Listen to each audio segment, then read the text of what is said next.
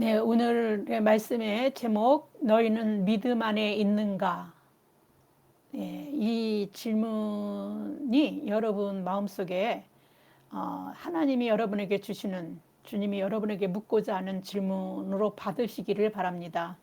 오늘 사도 바울은 고린도 후서 마지막 장인 13장에서 고린도 성도들에게 너희는 믿음 안에 있는가 스스로 시험하고 스스로 확증하라고 요청합니다. 그러나 이 말씀은 오늘 듣는 우리들도 주님이 우리한테 지금 묻고 있는 말씀으로 받아들여서 여러분들이 주 안에, 은혜 안에 여러분이 있기를 바랍니다. 사도 바울이 왜 고린도 교인들에게 이와 같은 요청을 마지막 장에 했을까요? 서신이든지 책이든지 뭐 어떤 내용이든지 결론적인 것은 마지막 부분에 담기 마련입니다. 바울은 고린도가 아가야 지역의 중심으로 그 사방팔방으로 복음이 전파될 수 있는 전략적인 요충지라고 생각하고 아주 공을 들여서 복음을 선포했고 또 거기에서 1년 6개월이나 지내면서 그 다른 곳보다 아주 많이 머물러 있으면서 복음을 가르치고 사람들이 믿음 안에 설 수 있도록 그래서 그 복음이 다른 곳으로 나갈 수 있는 전진기지 이렇게 만들어 나가려고 굉장히 공을 들인 곳입니다. 그래서 사도 바울은 그래서 그 고린도 교회를 향해서 내가 너희를 낳았다라고 말할 만큼 그렇게 말할 만큼 그런 그 부모가 자식을 대하듯이 그 애정을 가지고 아버지의 그 마음을 가지고 고린도 교회를 대하기도 했습니다. 그 내용이 우리는 고린도전서 4장 14절에서 15절에 나와 있습니다. 보겠습니다. 내가 너희를 부끄럽게 하려고 이것을 쓰는 것이 아니라 이것을 쓰는 건 이제 고린도 이제 전서인데 고린도 전서는 고린도의 문제들을 갖다가 가지고 그것을 권면하는 거라서 굉장히 훈계하고 야단치기도 하고 뭐 이렇게 하는 거잖아요. 그래서 너희들 잘못됐다라는 걸 이렇게 말해야 되는데 이것이 너희를 부끄럽게 하려고 쓴 게 아니다라고 이렇게 얘기하는 거죠. 오직 너희를 내 사랑하는 자녀같이 권하려 하는 것이다. 자식으로 생각한 거예요. 고린도 교회를 내가 낳은 교회니까 내 자녀. 그래서 자식이 잘못되는 걸 바라는 부모가 어디 있겠습니까? 제대로 가야 되고 제대로 살아야 되고 제대로 주님을 알아야 되니까 그걸 권하려고 하는 것이다. 이렇게 얘기합니다. 그리스도 안에서 1만 스승이 있을 때 아버지는 많지 아니하니 그리스도 예수 안에서 내가 복음으로써 너희를 낳았음이라. 네, 말씀을 가리키는 사람 많잖아요. 근데 직접 그 교회가 서도록 그 교회가 세워지게끔 한 그것은 고린도 교 그런 사람들은 많지 않은 거죠. 그런데 고린도 교회도 그러한 교회 중에 하나인 거고 그리스도 안에서 복음으로 너희를 낳았다라고 표현할 수 있었던 것입니다. 사도 바울도 그가 선교하여 세운 교회들 중에 어느 교회나 그 아버지의 심정으로 사랑하지 않은 교회가 없었을 것입니다. 그래서 그는 서신을 통해서 그가 세운 교회들이 문제가 생길 때마다 서신서를 보내서 그 문제들을 가지고 교회들을 돌보고 케어를 했습니다. 그런데 고린도 교회만큼 그렇게 자신의 심정까지 토로해 가면서 편지를 보낸 그런 교회는 없었습니다. 그 교회들이 다 있지만 사도 바울이 고린도 교인들이 당면한 문제를 어찌하든지 주의 은혜 안에서 슬기롭게 잘 대처하기를 바라는 마음이 간절했다는 것을 우리는 고린도 전서나 후서에서 너무도 잘 알고 있고 그래서 우리가 고린도 전후서를 보면 우리가 현재 신앙생활하면서 교회로 모이는 거 아닙니까? 건물을 얘기하는 게 아닙니다. 교인들이 함께 모여서 신앙생활하는 그 삶 속에서 문제가 생기는 것들을 우리가 많이 그 사도 바울의 그 고린도 전후서 속에서 우리는 우리가 어떻게 해야 될지 하나님의 말씀으로 깨닫게 해주신다라고 생각합니다. 고린도 교회는요 사도 바울이 애정을 쏟고 공을 들인 것만큼 하나님의 은혜를 막 넘치도록 부어주셔서 은사가 넘쳤던 교회입니다. 그러나 넘치는 그 은사로 인해서 교회의 질서가 어질러지고 뭐 너만 은혜 받았냐 나도 받았다 그러고 막 그 자랑하고 뭐 난리가 난 거죠. 그 어지럽히고 문제가 있었음에 대해서 그 은사에 대한 그 바른 이해나 그 사용에 대해서 바울이 언급한 내용을 보면 우리는 이 교회가 은사로 문제가 있었다, 얼마나 있었는지 좀 짐작할 수 있습니다. 그 내용을 보겠습니다. 고린도전서 12장 27절에서 31절입니다. 너희는 그리스도의 몸이요 지체의 각 부분이라. 하나님이 교회 중에 몇을 세우셨으니 첫째는 사도요, 둘째는 선지자요, 셋째는 교사요, 그 다음은 능력을 행하는 자요, 그 다음은 병 고치는 은사와 서로 돕는 것과 다스리는 것과 각종 방언을 말하는 것이라. 다 사도이겠느냐? 다 선지자이겠느냐? 다 교사이겠느냐? 다 능력을 행하는 자이겠느냐? 다 병 고치는 은사를 가진 자이겠느냐? 다 방언을 말하는 자이겠느냐? 다 통역하는 자이겠느냐? 너희는 더욱 큰 은사를 사모하라. 내가 또한 가장 좋은 길을 너희에게 보이리라. 네. 이제 사도 바울이 이제 병 고치는 은사 대단한 거잖아요. 뭐 서로 이제 돕고 다스리고 막 방언하고 막 이러는 것들은 대부분의 그 교인들이 다 받아가지고 막 교회 안에서는 막 방언이 터져서 막 말하는 사람들이 많았고 막 그랬던 것 같아요. 근데 그런 걸로 문제가 생기니까 은사를 이렇게 나열하는 중에 이거를 맨 뒤에다 놓습니다.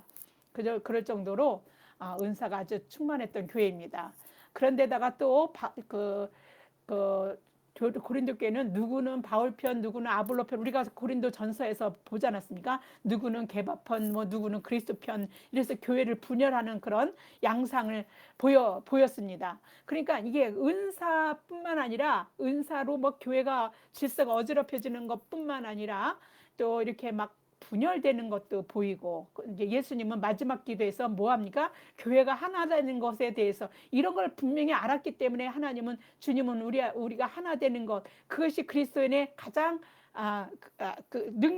능력이 그 안에서 행사될 수 있는 것이기 때문에 하나님의 자녀로서 교회로서 하나 되는 것만큼 큰 힘은 없는 거라는 걸 아셨기 때문에 교인들이 그렇게 하나 되기를 그냥 정말 땀방울이 핏방울 되듯 그렇게 간절하게 주님이 마지막 기도를 하셨는데, 역시나 이렇게 분열되는 양상도 보여주고 은사 받은 게 너 잘났다 나 잘났다 하는 식이 돼버리고 여러 가지 문제가 생깁니다.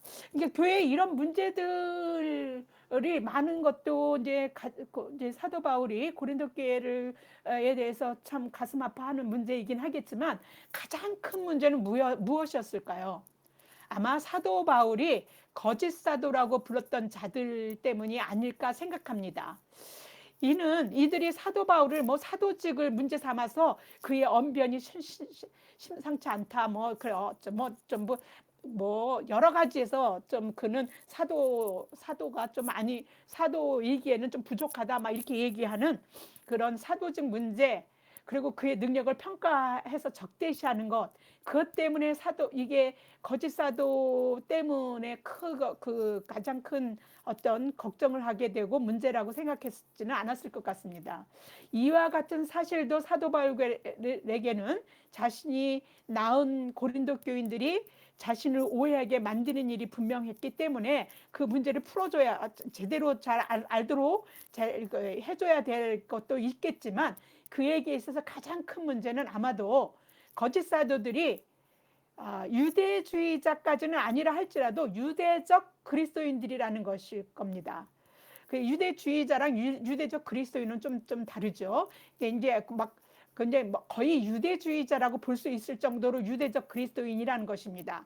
그거를 아마 고린도후서 13장 5절에서 보겠습니다. 그 내용은 아니지만 이 말을 하게 된 원인에 대한 것들을 보기 위해서입니다. 13장 5절에 이거 13장 5절은요 사실 그냥 이제 바울이 이렇게 얘기한 겁니다. 너희는 믿음 안에 있는가? 너희 자신을 시험하고 너희 자신을 확증하라.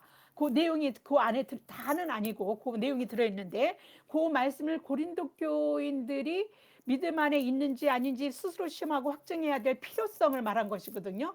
그래서 사도 바울이 왜 이런 필요성을 말했을까? 이것은 거짓 사도라고, 자칭 거짓 사도라고 자칭은 아니지만 자기네들이 참 사도라고 하니까 이제 사도 바울은 거짓 사도 이렇게 얘기한 건데, 거짓 사도들인 그 유대적 그리스도인, 이제 그들은 그 유대적 그리스도인이 자기가 바울 사도가 전한 복음을 헛되이 하고 교인들이 그리스도 밖에 있게 만드는 그런 양상을 띠게끔 막 교회를 분열시키는 그리고 그렇게 악 영향을 끼치는 것이기 때문에 이보다 더 큰 문제는 없을 거라고 바울 입장에서는 그렇게 생각했을 거라는 것입니다. 많은 문제들이 있었지만 이보다 더 큰 문제는 없죠. 유대적 그리스도인을 좀 설명해 보겠습니다. 유대적 그리스도인이라는 구체적으로 어떤 사람을 말하는 것입니까? 아마도 예수 그리스도를 구주로 영접했지만, 그러니까 주님을 믿습니다. 주님이 구주로 우리 메시아로 오셨다는 걸 믿고 받아들이고 믿는 것입니다. 그게 이제 우리 그리스도의 이제 복음인데, 그 복음을 받았지만 여전히 유대 관습을 따라서 유대적인 어떤 그 율법을 꼭 지켜야 되고, 뭐 그 할례도 받아야 되고, 뭐 이런 그런 절기나 이런 것도 지켜야 된다라고 그렇게 여기고, 그렇게 습관적으로 그렇게 하면서 자기만 그러면 되는데 그거를 그 사람들한테 가르치고 그렇게 하는 것입니다. 이들은 율법을 따라 살지 않으면 구원을 받지 못한다고 가르쳤습니다. 이는 율법을 완성하시려고 이 세상에 오신 예수 그리스도의 죽음을 헛되게 하는 것입니다. 뭐 율법으로 우리가 구원받을 수 있고 우리가 다 될 수 있으면 예수님이 뭐하러 오셨겠습니까? 그리스도인들을 예수 그리스도 이전으로 돌아가게 만드는 것입니다. 다시 말해서 구원받지 못할 삶으로 다시 돌아가게 하는 것입니다. 고린도 교회 안에서 이들의 가르침을 사도 바울은 자신이 전파한 복음과 다른 복음을 전하는 것이다라고 고린도 교인들에게 책망하면서 이렇게 말합니다. 고린도 후서 11장 4절입니다. 만일 누가 가서 우리가 전파하지 아니한 다른 예수를 전파하거나, 혹은 너희가 받지 아니한 다른 영을 받게 하거나, 혹은 너희가 받지 아니한 다른 복음을 받게 할 때에는 너희가 잘 용납하는구나. 네, 이거 누구 얘기하는 겁니까? 바로 이 사도 바울이 거짓 사도라고 칭하는 사람들이 이렇게 고린도 교회에서 했다는 것입니다. 그러니까 복음으로 예수 그리스도로 구원을 받고 그 길을 예수님이 십자가에 돌아가시면 우리 죄를 대속하시고, 예수님이 부활하심으로 우리가 부활해서 이제 우리가 이 죽음으로 끝나는 게 아니라 부활할 수 있다라는 거, 이 모든 영생하는 것의 삶을 다 열어놨다는 거, 이런 모든 것들을 복음을 전했는데, 이걸 갖다가 다시 율법을 지켜야 구원받는 뭐 이런 식으로 엉뚱한 소리를 하고 앉아 있으니까 사도 바울로서는 너무도 이보다 더 큰 문제가 없을 거라고 생각합니다. 이거는요, 우리 믿음의 본질적인 문제 아닙니까? 또 자신이 낳은 교인들인데 그 고린도 교인들이 우리가 그리스도 안에 있는가 아니면 그리스도 밖에 있는가 하는 문제이기도 합니다. 그래서 우리 믿음이 어디에 있는가, 우리가 믿음 안에 있는가라는 것을 우리 스스로 묻고 우리가 확증해야 하는 것입니다. 교인들은 믿음을 가장해서, 저나 여러분도 마찬가지지만 우리가 믿고 있는 그 믿음을 가장해서 헛된 믿음 이제 안에 있을 수 있고, 또 그렇게 그 거짓 사도들은 고린도 교인들을 그렇게 한 것입니다. 믿음을 가장해서 헛된 믿음 안에 있게 만드는 것입니다. 그래서 바울은 자신이 믿음 안에 있는지 스스로 시험하고 확증하라고 말한 것입니다. 그만큼 이게 엄청 중요한 문제이고, 그래서 결론적으로 반드시 그리스도인들이 믿음으로 그리스도 안에 있어야 한다라고 그렇게 해야 되기 때문에 바울이 마지막 장에다가 이렇게 언급한 것입니다. 그런 것으로 이것이 단지 그 시대에 그 고린도 교인들에게만 한 하나님의 말씀이라고 보기에는 이 말씀의 질문이 우리를 찔러야 합니다. 우리를 회개해야 합니다. 저는 나이가 있어서 제가 갱년기 우울증이 있습니다. 그래서 상황이 한 달에 한두 번 어떤 요 상황이 오긴 하는데, 어쩐 데는 두 달에 올 수도 있고 그러는데, 상황이 어떤 오게 되면 제가 다운되고 그럴 때마다 이제 제가 하나님 앞에 기도하는데, 그러한 내 모습이, 내가 하나님을 믿고 하나님 말씀대로 살아가고 있는데도 여전히 우울하고 다운되어져 있는 내 모습을 발견할 때에 내가 믿음이 없다라는 생각이 들어서 막 회개를 합니다. 저는 그게 제 모습이 너무도 한심한 거예요. 하나님, 내가 말씀을 전하는 자인데 나는 너무도 한심합니다.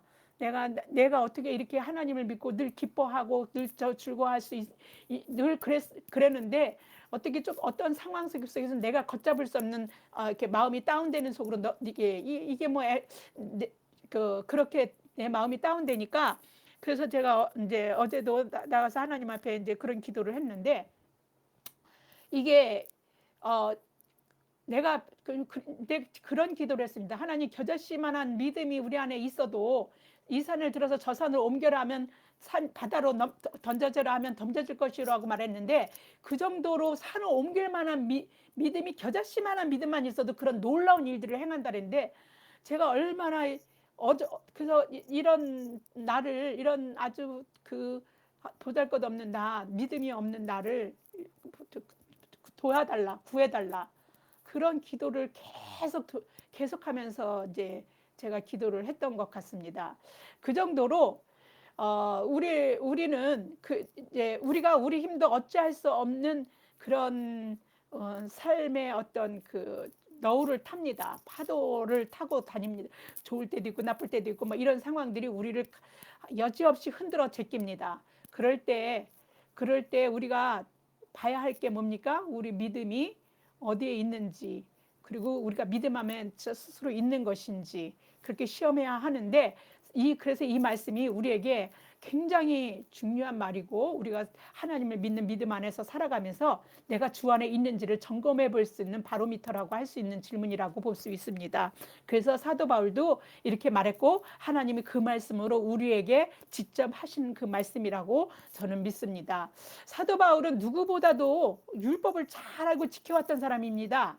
그런 율법에 열심이었던 자신에 대해서 이렇게 말합니다. 갈라디아서 1장 13절에서 14절입니다. 내가 이전에 유대교회에 있을 때에 행한 일을 너희가 들었거니와 하나님의 교회를 심히 박해하여 멸하고 내가 내 동족 중 여러 영갑자보다 유대교를 지나치게 믿어 내 조상의 전통에 대하여 더욱 열심히 있었으나 네, 또 하나 볼까요? 빌립보서 3장 5절에서 6절입니다. 나는 8일 만에 할례를 받고 이스라엘의 족속이요 베냐민 지파요 히브리인 중에 히브리인이요 율법으로는 바리새인이요 열심으로는 교회를 박해하고 율법의 의로는 흠이 없는 자라. 네. 사도 바울은요 그저 율법을 잘 알고 지키려는 열심만 가지고 있는 자가 아니었습니다. 율법의 정통에 있었습니다. 그야말로 이스라엘에서 그 율법을 공부하고 있는 율법을 가르치는 존경받는 랍비인 가말리엘이라는 가말리엘의 그 문화생으로 율법을 공부하고 연구하고 그 율법에 정통했던 사람. 그러니까 율법의 의로는 흠이 없던 자, 율법을 하나하나도 다 지켰던 자. 그런 자였다라는 것입니다. 이제 이때 저는 이걸 바울이 자기한테 그렇게 자기를 들어서 얘기할 때 저는 그 생각이 납니다. 부자 청년이 무엇으로 영생을 얻을 수 있냐고 그랬을 때 율법을 지키라니까 율법 다 지켰다 그러지 않습니까? 그러니까 뭐래요? 가진 것을 다 팔아서 가난한 자에게 나눠줘라 그러니까 근심하고 돌아간 그 청년이 생각이 나는데 어떻든 간에 이렇게 사도 바울도 자신이 지킬 수 있는 거 다 지키는 율법은 다 지켰습니다 라고 말했던 청년과 거의 같이 그 율법을 다 지켰던 자입니다. 율법을 잘 알았던 바울, 예수 그리스도를 만나 주님께 직접 붙들린 바 되어서 이제 그가 복음을 선포하고 전하는 사람이 되었습니다. 율법과 복음 그 양쪽을 모두 단지 그냥 그야말로 말로만 듣고 그냥 나는 알았어 라고 말하는 정도가 아니라 귀로 듣던 그 하나님을 눈으로 보고 알게 된 것처럼 확실하게 그 어떤 사람들 확실하게 알았던 바울입니다. 그래서 그 율법과 복음의 어떠함을 분명히 알고 확실하게 말하고 증거할 수 있는 위치에 있는 사람이 적재적소 그 사람이 바울이 아닌가 싶습니다. 그래서 바울이 율법을 잘 알았기 때문에 이 복음 외에는 구원이 없다는 것도 하나님이 조명해 주시고 말할 때 율법으로는 자기가 구원받을 수 없음을 아는 것이거든요. 너무 잘 알고 있는데 그래서 이 복음을 전할 수밖에 없었습니다. 이 길 이것뿐이 없구나라는 걸 분명히 하게 한 것입니다. 그런데 그것을 바울의 능력치입니까? 아닙니다. 하나님이 바울을 그렇게 복음 증거의 증거자로 복음을 가지고 전달자로 선포자로 만들게 하신 것은 하나님이신 겁니다. 먼저는 그가 그 말의 신뢰성, 그것이 정말 진짜임을 사람들에게 전파할 수 있는 그걸 가지고 있어야 되는데, 그건 뭐냐면 율법에 대해 누구보다 확실히 알고 있어야 됩니다. 누구보다 잘 지켰던 사람이어야 합니다. 그래야 그 율법이 잘못됐다는 걸 복음을 전하는 걸로 증명될 수 있기 때문입니다. 그러니까 바울만큼 그렇게 하나님이 하시는 데는 한치의 오차도 없는 것입니다. 그렇게 그리스도인들을 핍박한 사람은 왜 하나님은 쓰셨을까가 아닙니다. 이렇게 율법을 잘 알고 있는 자이기 때문에, 그러니까 그 그리스도인들을 핍박할 때도 율법에 대해서 열심을 가졌던 자, 그렇게 애정을 가지고 이것뿐이 길이 없다라고 생각하고서 그렇게 하는 것이 하나님을 믿는 길이고 살 길이라고 생각하고 그렇게 하니까 그 그리스도를 믿어야 간다라고 하는 다른 말을 전하는 자를 그가 핍박할 수밖에 없는 거죠. 그거는 하나님을 배반하는 일이고 그 배교자들이 이렇게 되는 거기 때문에, 그러니까 그러한 것이 있기 때문에 사도 바울이 우리 지금 오늘날 우리에게 그 말씀을 설명해주고 말해주고 이렇게 전해주는 이 말씀들은요, 그가 누구보다도 정확한 그를 통해서 하나님이 우리에게 정확하게 그 말씀을 전하고 있는 것이라고 봅니다. 사도 바울은 무엇보다도 로마의 시민권을 가지고 있을 만큼 히브리어, 헬라어 뭐 능통한 그 사람은 이스라엘 사람이니까 당연히 히브리어 능통하겠죠. 모국어니까. 그런데 헬라어까지도 능통했습니다. 그래서 이방인의 사도로 하나님이 쓰시는 거에는 다른 어떤 선택이, 다른 누가 그보다 더 적절한 사람이 있겠습니까? 하나님이 하신 일은요, 사실 대체 불가하며 핍박자가 선포자로, 이거 전혀 핍박자와 선포자라는 건 완전히 전혀 상관이 없고 관계도 없는 것 같고 반대극부에 있는 것처럼 보이잖아요. 근데 우리는 우리 삶에서도요, 전혀 관계없는 것 같은 일들이 내 삶에 일어나는 그런 일들을 하나님은 다 하나하나 은혜의 자료가 돼가지고 내가 현재 지금 하나님 은혜 안에 살도록 만드십니다. 바로 바울에게 그렇게 하신 것처럼 모든 것이 합하여서 선을 이루시는 것입니다. 그러한 것들을 우리도 늘 믿음의 삶 안에서 경험하고 사는 것입니다. 그래서 여러분들에게 일어나는 일들, 내가 지금 겪고 있는 것들, 내가 바라지 않고 원하지 않는 일이라도 하나님께서 나를 합하여 선을 이루어 가시는 일이다라고 생각하고 그 일들을 담대하게 이겨내시고 그 은혜 안에 살아가시는 저와 여러분이 되기를 저는 축원합니다. 우리는 그래서 그런 안에서, 그래서 우리는 하나님의 뜻을 보게 되고 알게 되는 것이고, 그런 하나님께 묻게 되고 하나님이 내게 일어나는 일들을 통해서 그렇게 하나님과 기도하고 얘기하고 이렇게 묻고 일어난 상황 속에서 깨달아고 알아가는 거, 이런 것들을 통해서 우리는 하나님과 인격적인 만남을 갖는다, 이렇게 말할 수 있는 것입니다. 율법을 너무도 잘 알기에 율법으로는 구원을 받을 수 없다는 것을 누구보다 사도 바울은 잘 알았겠죠. 믿음으로, 예수 그리스도를 믿는 믿음으로만 구원을 받는다는 사실, 또한 주님을 잘 알았기에, 주님을 직접 만났고 주님한테 훈련을 받았고 주님이 역사해 주셨기 때문에 잘 알았을 것입니다. 사도 바울은 말합니다. 로마서 3장 20절에서 24절입니다. 그러므로 율법의 행위로 그의 앞에 의롭다 하심을 얻을 육체가 없나니 율법으로는 죄를 깨달음이니라. 예, 이거는 어떻게 합니까? 율법도 제대로 알고 하나님을 제대로 알아야만 이 말을 할 수 있는 것입니다. 이제는 율법 외에 하나님의 한 의가 나타났으니 율법과 선지자들에게 증거를 받은 것이라. 곧 예수 그리스도를 믿음으로 말미암아 모든 믿는 자에게 미치는 하나님의 의인이 차별이 없느니라. 모든 사람이 죄를 범하였음에 하나님의 영광에 이르지 못하더니 그리스도 예수 안에 있는 속량으로 말미암아 하나님의 은혜로 값없이 의롭다 하심을 얻은 자 되었느니라. 네, 하나님의 한 의 누굽니까? 바로 예수 그리스도이십니다. 율법과 선지자들의 증거를 받았다고 사도 바울이 말합니다. 이 말이 무엇입니까? 율법과 선지자는 그 당시에 성경이었습니다. 구약 성경입니다. 그 구약 성경에 계속 예수 그리스도 메시아가 올 거라, 그 메시아 누구 예수 그리스도를 증거하고 있는 것입니다. 메시아, 우리의 값을 대신 치러주시고 우리를 구원할 구세주, 이게 바로 예수 그리스도다라고 성경에서 이게 증거하고 있었고, 그 증거가 바로 그 예수님이시라는 것을 바울 사도가 너무도 잘 알고 있기 때문에 그 말을 딱 증거해서 이 말을 던진 겁니다. 로마서에서 이 복음에 대한 거를 설명하고 율법에 대한 걸 설명하면서 이 얘기를 한 것입니다. 구속함을 입은 우리 모두는요, 예수 그리스도를 믿음으로 그리스도 예수 안에 있는 속량으로 말미암아 하나님의 은혜로 값없이 의롭다 하심을 얻은 자이고, 이것을 믿음으로 뭐 하는 자예요? 고백하는 자들입니다. 이는 생각으로 믿는 것이 아니라 사실을 믿는 거예요. 난 생각만 그렇습니다가 아니라 이것을 사실임을 믿는 것입니다. 예수님은요, 역사 속에서 오신 예수님이다. 우리 역사의 기록 속에, 인간이 사는 역사의 그 기록에 남는 그 속에 그쪽에 예수님이 계셨던 분입니다. 바울은 예수님이 이 땅에 계실 때에 살아있던 실제 않은 사람입니다.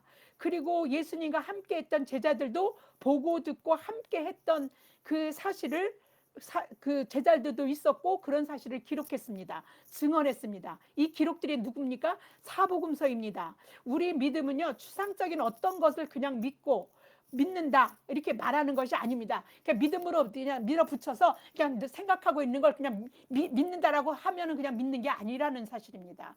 이것을 제가 요즘에 이제 라냐 순전한 기독교를 전에 이제 읽었는데, 지금 이제 한 두 번 읽었었는데 세 번째 다시 한번 이게 좀 보게 됩니다. 저 요즘에 읽고 있습니다. 그런데 이걸 잘 설명한 사람이 바로 이 순전한 기독교를 쓴 이 사람이 누구냐면, 여러분은 잘 아는 건 나니아 연대기 를 썼던 C.S. 루이스입니다. 이 C.S. 루이스가 순전한 기독교를 썼는데, 거기에 제가 읽어보니까 제가 말하는 것보다 더 잘 설명한 게 있어서, 그래서 제가 한번 옮겨 보려고 합니다. 한번 보겠습니다.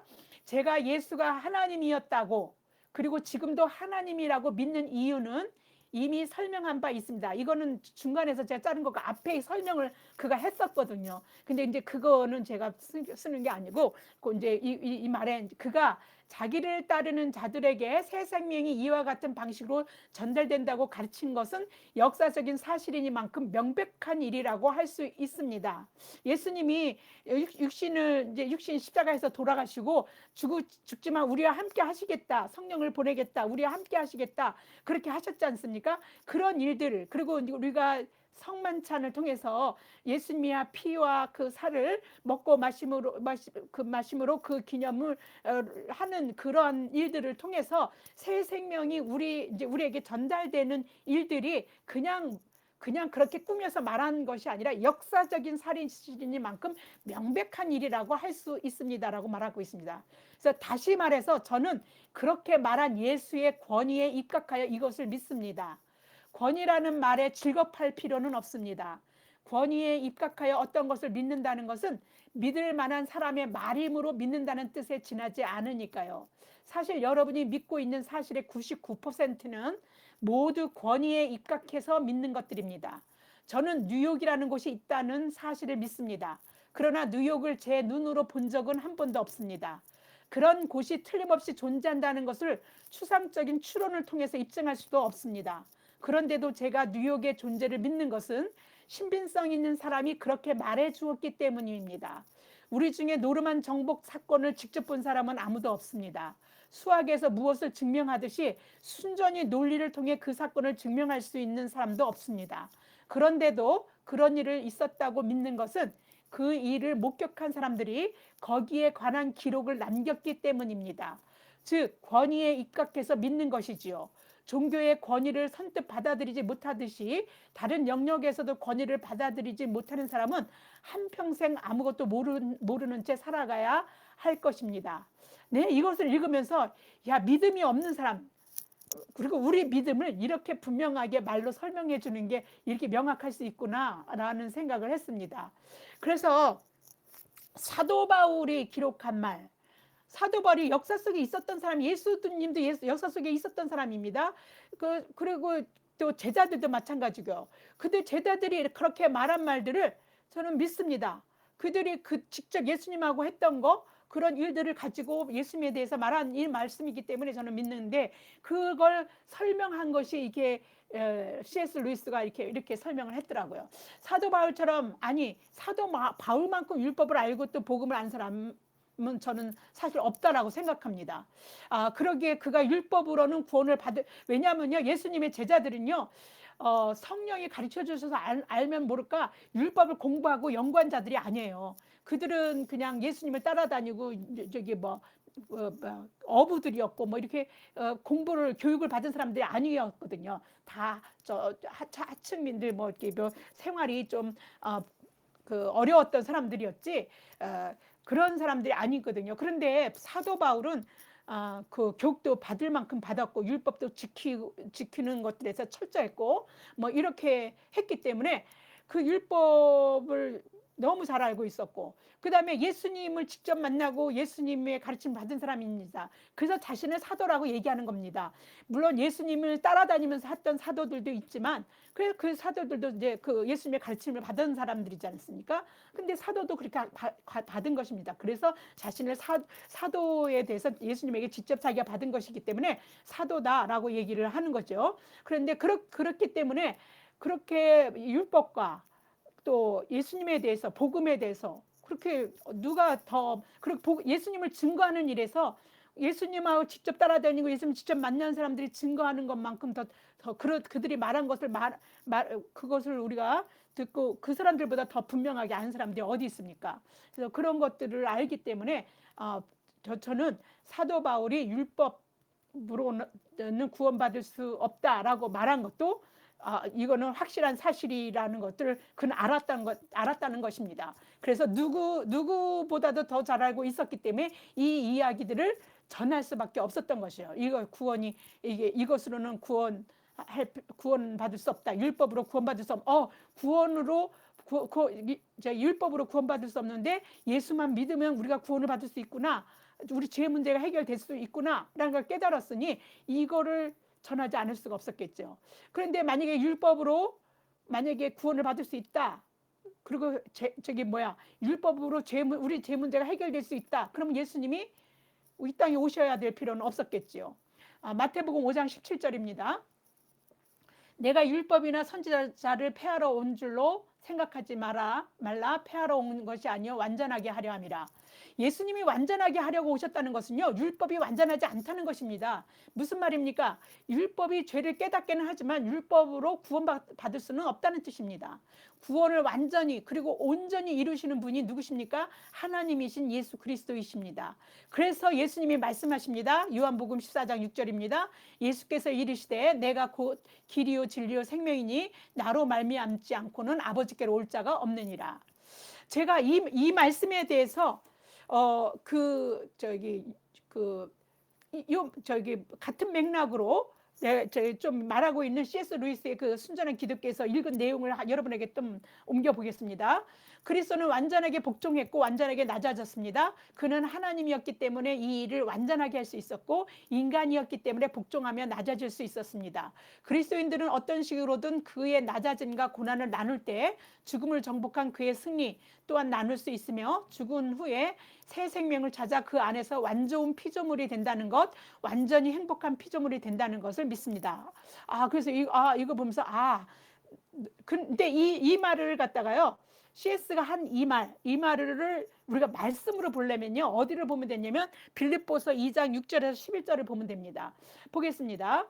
그는 근본 하나님의 본체시나 하나님의 동등됨을 취할 것으로 여기지 아니하시고 오히려 자기를 비워 종의 형체를 가지사 사람들과 같이 되셨고 사람의 모양으로 나타나사 자기를 낮추시고 죽기까지 복종하셨으니 그 십자가의 죽으심이라. 이러므로 하나님이 그를 지극히 높여 모든 이름 위에 뛰어난 이름을 주사 하늘에 있는 자들과 땅에 있는 자들과 땅 아래에 있는 자들로 모든 무릎을 예수의 이름에 꿇게 하시고 모든 입으로 예수 그리스도를 주라 시인하여 하나님 아버지께 영광을 돌리게 하셨느니라.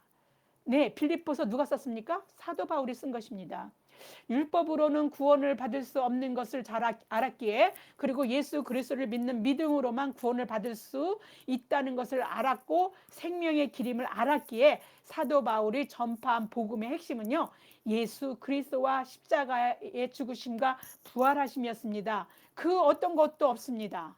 그런데 거짓 사도들이 막 율법으로 돌아가는 얘기를 하고 있으니 얼마나 세상에 기가 막힌 일입니까? 일단 그 예수 그리스도의 그러니까 사도 바울이 전한 복음의 핵심에 대해서 한번 보겠습니다. 사도행전 26장 22절에서 23절입니다. 하나님의 도우심을 받아 내가 오늘까지 서서 높고 낮은 사람 앞에서 증언하는 것은 선지자들과 모세가 반드시 되리라고 말한 것밖에 없으니, 곧 그 말이 뭐냐, 이 선지자들과 모세는 성경을 말하는 거죠. 구약성경. 곧 그리스도가 고난을 받으실 것과 죽은 자 가운데서 먼저 다시 살아나서 나사 이스라엘과 이방인의 빛을 전하시리라 함이니라 하니라. 네, 고린도전서 2장 1절에서 2절 하나 더 보겠습니다. 형제들아, 내가 너희에게 나아가 하나님의 증거를 전할 때 말과 지혜의 아름다운 것으로 아니하였나니, 사람의 말 한 게 아니라는 거예요. 내가 너희 중에 예수 그리스도와 그의 십자가에 못 박히신 것 외에는 아무것도 알지 아니하기로 작정하였습니다. 하였습니다. 네, 뭐 했던 거예요? 예수 그리스도와 그의 죽으심과 또 부활하심만 전했다는 뜻입니다. 거짓 사도들이 율법이나 할례나 유대 절기를 지키는 것 등으로 굴레를 씌워서 다시 복음 이전으로 돌아가게 만들려고 하는데, 자, 사도 바울은 그렇게 하면 자신이 복음을 전해서 그 복음 그리스도밖에 없다. 그리스도 안에 있어야 한다. 너희들 그것이 살 길이다라고 지금 복음을 전하고 있었던 그래서 그 복음을 잘 전해서 잘 믿고 있는 성도들이 어떻게 하고 있는 거예요? 그리스도 밖에 만들게 하는 거예요. 다시 율법을 지키는 걸로 하는 것은 그리스도 안에 사는 게 아니라 그리스도 밖에 살게 하는 것입니다. 그래서 사도 바울이 자신이 믿음 안에 있는지 스스로 시험하고 확증하라고 말하면서 고린도 교인들에게 경각심을 갖게 만들고 또 당부한 것입니다. 무릇 그리스도인이라면 그리스도 안에 있어야 합니다. 그리스도 밖에 있다면 그건 그리스도인이 아닌 것이죠. 그리스도 밖에 있다면 그것은 교회를 다니고 성경을 본다 해도 그리스도인이 아닌 것입니다. 그리스도 외에 다른 길이 있는 것처럼 가르치는 교회가 있다면 모양만 교회지 주님의 교회는 아닙니다. 그리스도 밖에 있기 때문입니다. 그래서 여러분들이 영적 분별력이 있어야 됩니다. 하나님 앞에 없다면 간구하셔서 내가 영적 분별력을 가지고 저게 하나님의 말씀인지 주님을 전하는 것인지 엉뚱한 말하고 있고 그 사람의 유익을 따라 저렇게 전하고 있는 건지 하나님의 일인지 사람의 일인지를 잘 분간하셔야 하는 것입니다.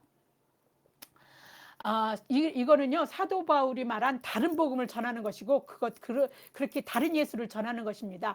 말은 예수를 전하는 것 같지만, 예수란 이름을 전하면서 다른 걸 전한 거죠. 그 이단인 것입니다. 우리 그리스도인들이 그리스도 안에 있다는 것은요, 우리 안에 누가 계신다는 거예요? 그리스도가 계시다는 것입니다. 이걸 믿어야 하는, 이걸 우리는 믿는 거예요, 사실로. 그리고 저는 제 안에 계신 예수님을 믿습니다. 제가 죄 때문에 죄로 인해서 예수님이 내 안에 계시지 않을까봐 전전긍긍하고 나의 죄를 용서해달라. 그래서 나는 예배 시간에 회개의 시간이 참 감사합니다. 하나님이 어떻든 간에 그래도 내 안에 하나님이 오실 수 있도록 내 안을 깨끗하게 비워드릴 수 있는 그런 시간을 이제 허락하여 주셔서 은혜 시간으로 그 예배 시간을 만들게 하는 그 시간이기 때문에 그렇습니다. 여러분들 그 시간이 아주 복된 시간이라는 걸 느끼시기 바랍니다. 이런 그리스도 안에 그런 걸 깨닫지 못하면 뭐예요? 그것은 버림받은 자라고 사도 바울이 분명하게 말하고 있어요. 고린도후서 13장 5절입니다. 너희는 믿음 안에 있는가 너희 자신을 시험하고 너희 자신을 확증하라. 예수 그리스도께서 너희 안에 계신 줄을 너희가 스스로 알지 못하느냐. 그렇지 않으면 너희는 버림받은 자니라. 네, 버림받은 자라는 거예요. 그걸 알지 못한다면 우리가 그리스도 안에 있다거나 그리스도가 내 안에 있다는 것 같은 말이에요. 근데 그것은 구체적으로 무엇을 말하는지 여러분들이 이제 이렇게 그러니까 이게 구체적으로 이제 여러분들은 이게 무슨 말인지 아십니까? 그걸 깨달아야 그리스도인이라 그랬는데 이거를요, C.S. 루이스가 기가 막히게 설명한 말이 있어요. 그래서 제가 또 이거를 내가 말하는 것마다 보다 이 말을 옮겨 써서 여러분에게 이해시키는 게 낫겠다 싶어서 다시 한번 순전한 기독교에서 언급한 말을 여러분에게 전합니다. 나는 그리스도 안에 있다거나 그리스도가 내 안에 있다는 말은 단지 머릿속으로 그리스도를 생각하고 있다거나 그를 본받고 있다는 뜻이 아닙니다. 이것은 그리스도가 실제로 그들을 통해 움직이고 있다는 뜻입니다. 그리스도인들의 전체 무리는 그리스도가 활동하는 물리적 유기체, 이거를 뭐 가로쳐서 우리가 그의 몸의 세포이자 손가락이자 근육을 이루고 있는 그런 물리적인 유기체입니다. 이렇게 설명하고 있어요. 야, 기가 막히지요. 예, 그리스도인들이 그리스도가 활동하는 물리적 유기체라는 이 말은요, C.S. 루이스가 그리스도 안에라는 말을 설명하기 위해서 독창적으로 뭐 그가 만들어낸 설명하기 위해서 쓴 말이 아닙니다. 이 말이요, 성경에도 있습니다. 성경에 있다니까요. 우리가 얼마 전에 다뤘던 말씀 속에 있어요. 고린도 전서입니다. 사도 바울은 예수 그리스도를 믿는 우리 모두를 뭐라 그래요?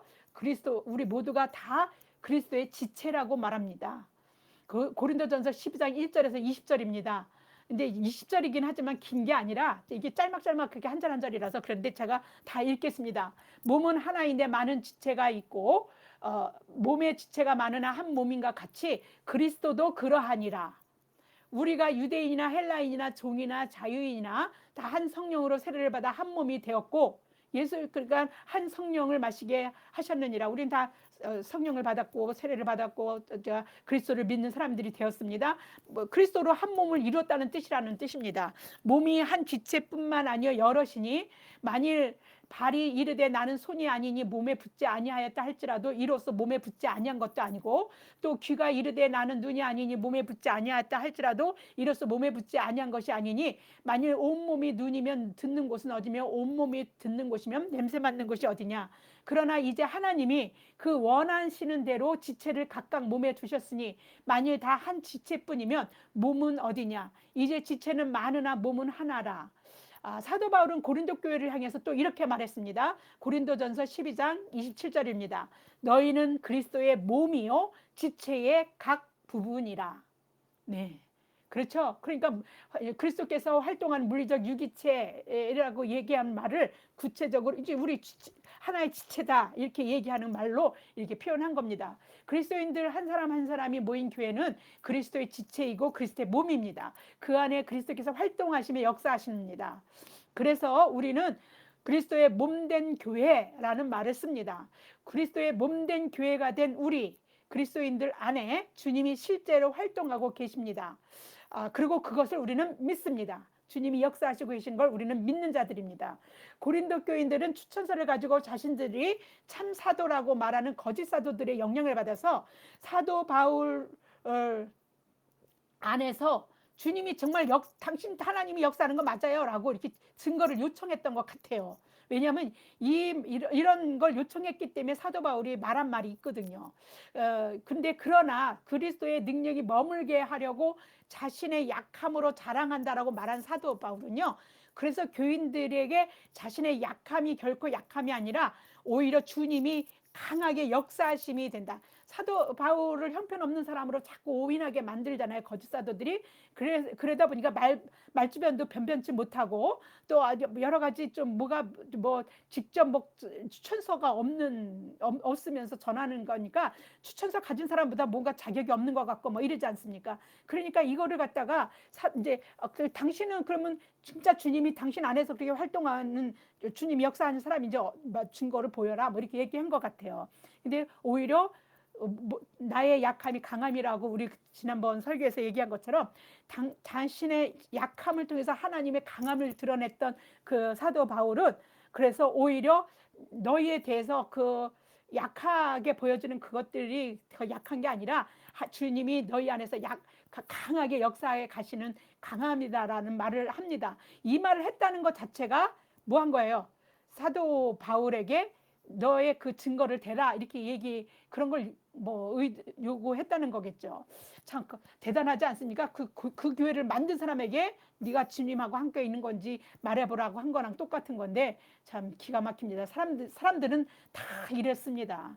누구보다도 사도 바울 안에 주님의 역사심이 있었습니다. 고린도후서 12장 12절에 이렇게 말합니다. 사도의 표가 된 것은 내가 너희 가운데 모든 참음과 표적과 기사와 능력을 행한 것이라. 어떻게 했습니까? 그냥 말씀만 전한 게 아니에요.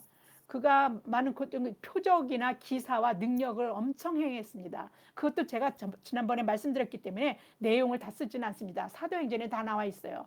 그를 통해 주님은 고린도를 포함해서 이방 복음 전파하여 그 이방에다가 복음을 전파해서 온 세상을 구원하게 하는 방편을 주님이 만드셨습니다. 그러기 위해서는 주님이 그를 통해서 엄청난 역사하심을 이뤄가게 한 거죠. 기사와 표적과 능력을 행하게 한 것이죠. 그 기록이 사도 바울이 1, 2차, 3차 전도 여행 기록이 사도행전에 있지 않습니까? 그 기록 속에 하나 들어가 있습니다. 그래서 여러분들이 사도행전을 읽어보면 사도 바울이 어떤 능력을 행사하고 있는지 우리는 경험할 수 없는 놀라운 하나님의 능력들을 경험합니다. 여러분, 죽은 사람을 살릴 수 있습니까? 병든 사람 고칠 수 있습니까? 그런 모든 것들을 행해 본 사람입니다. 주님이 우리 안에 계시고 우리가 주 안에 머문다는 것은요, 우리가 주님의 역사하심을 우리 안에서 역사하시고 계시다는 걸 알고 믿는 것입니다.